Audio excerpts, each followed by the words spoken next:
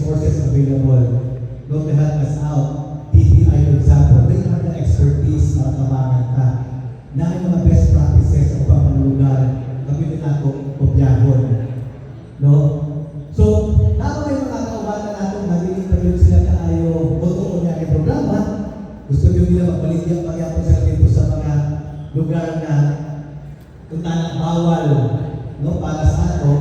Pero gusto natin sila encourage na participate na nila program. No? Kaya bago gusto, we don't want to run after people who are trying to make a decent living. Kaya wala ko kasabot alam na perspective. Malipay pagalitan kung ang vendor, manintano, na makita. O salang na, nalang tayong issues kung asa pa maligya. No? Kaya naman yung mga lugar na bawal yan napita. Pero kung ato silang bawal yan napita, dapat ilocate natin sila sa lugar na hindi bawal. Kaya para makita po sila, tabangan natin sila na mag-innovate, mag-improve sa pagduluto.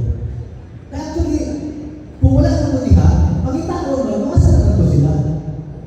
No? Ini example sa Quezon City. For example, gatanat dito ang kanilang mga tuunan. Medyo fragmented ang location sa mga food vendors. May maliit ang pinhi sa traffic area, may maliit ang tutupit ang ilaw sa MRT, ang galing na pipili tao sila pandakpon. Dahil makakos mag-dito ka ng congestion. So, ito ng city government, itapok ang tanang food vendors sa isang area. So, nag-create ka ng food center. Di ba? So, dito na pita, wala yung alkansi. Kaya, wala ko sa ito na yung lugar, kung kita ang putas, ito lang yung palong. So, ang contest nito niya, kinsa ang mga yung service, kinsa kasama sa mga kuwan, establish yung kasunti. So, equal na opportunity. For example, ang atong flowers. Di ba?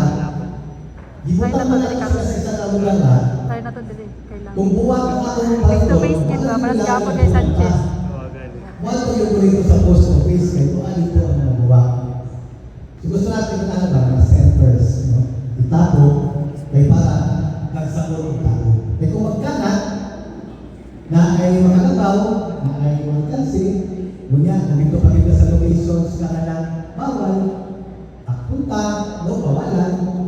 Bilang na gusto may kamo, gusto na to, gusto na to, kanyaan o legitimate vending sites ang tanan. No?